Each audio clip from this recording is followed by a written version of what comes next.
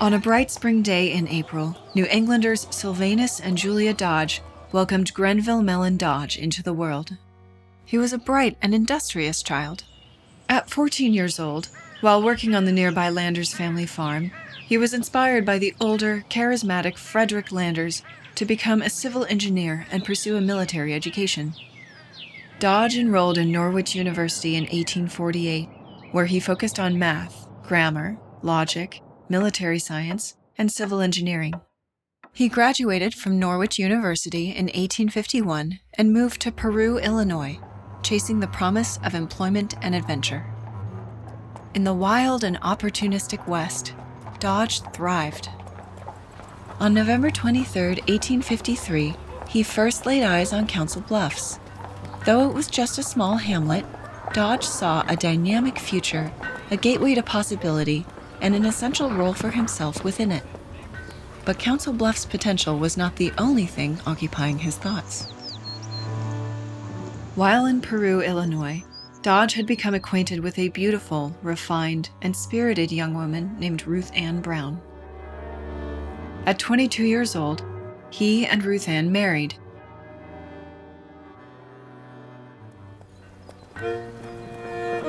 In August of 1859, Abraham Lincoln traveled to Council Bluffs. While in town, he sought someone to speak with about the Transcontinental Railroad.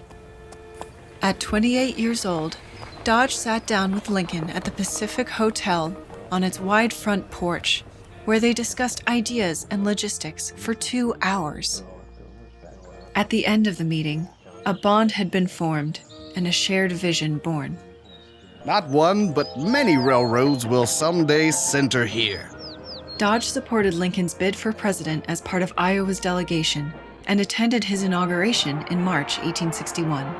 One of the key Republican Party policies, plans for the Transcontinental Railroad. But just as the work was meant to begin in earnest, a country on the edge charged headlong into civil war.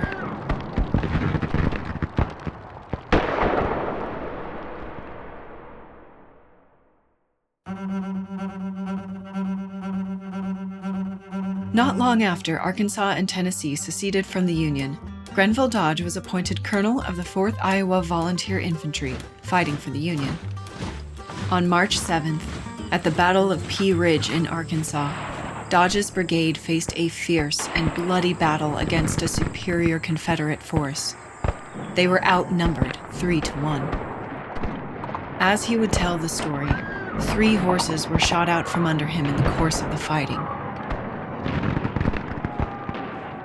Ultimately, Dodge's brigade prevailed. The Battle of Pea Ridge became legendary. Dodge was promoted to brigadier general for heroism a few months before Lincoln signed the Pacific Railway Act into law. During the course of the war, Dodge also conducted a critical and effective espionage campaign, as well as organizing a black regiment, arming freed slaves, and recruiting several to spy on Confederates. In response, the South called for Dodge's immediate execution if captured. In November 1864, Dodge had an audience with President Lincoln in the White House. At this point in his life, Dodge had 2 primary goals: win the war and build the railroad. To this end, he and his soldiers waged war on Native Americans, offering those he captured as forced labor for his future employer, Union Pacific.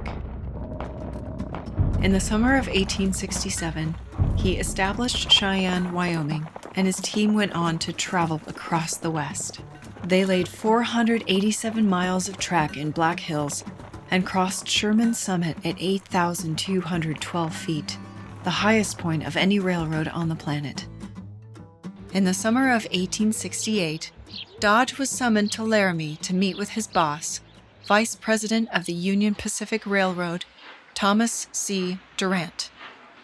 Durant was a mercurial and corrupt boss. He had continuously altered Dodge's surveys in order to add more miles to the railway, cheating the government out of millions of dollars and jeopardizing the project as a whole. Durant planned to kick Dodge off the project to protect his money-making scheme.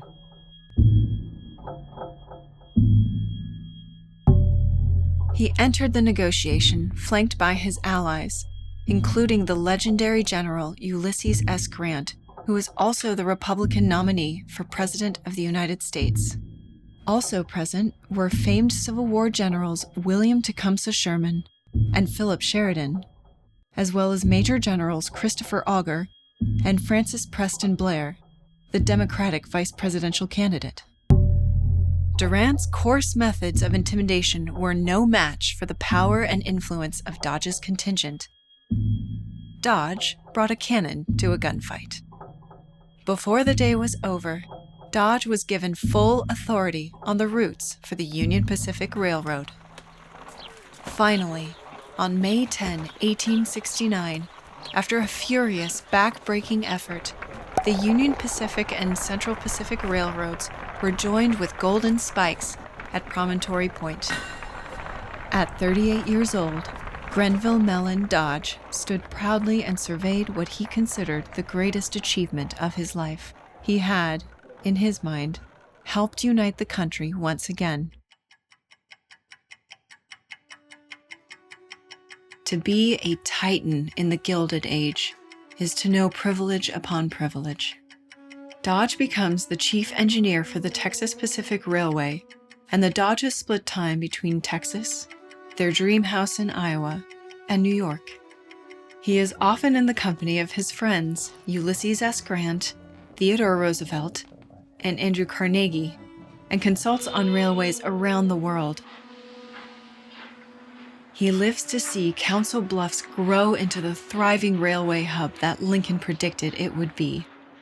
And he watches the South maintain and institutionalize racial inequalities through Reconstruction.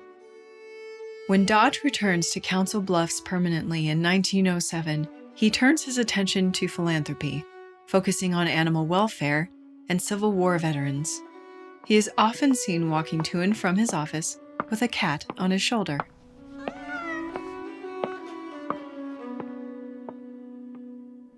When Grenville Mellen Dodge dies on January 3, 1916, he is mourned by his family, his community, the men with whom he served, and a country.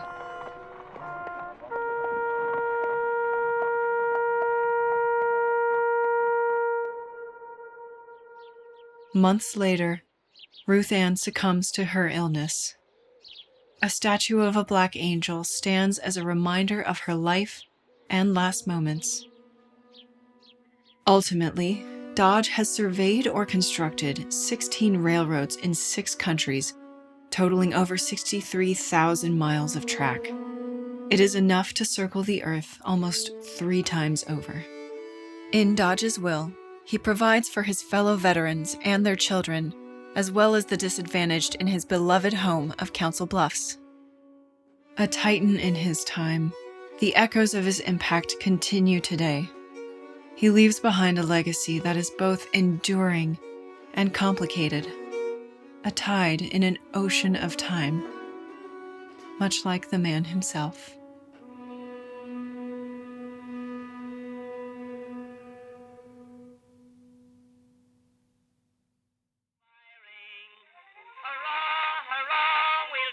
Jubilee, and that's going some for the Yankees by gum. Red, white, and blue, hats off to you. Honest, you're a grand old flag. You're a grand old flag, though you're torn to a rag, and forever in peace may you wave. You're the emblem of the land I love, the home of the free and the brave. Every heart beats true under red, white, and blue, where there's never a boast or brag. But should old acquaintance be forgot, keep your eye on the grand old flag. You're a grand old flag, though you're torn to a rag, and forever in peace may you wave. You're the emblem of the land I love, the home of the free and the brave. Every heart beats true under red, white, and blue, where there's never a boast or brag. But should old acquaintance be forgot, keep your eye on the grand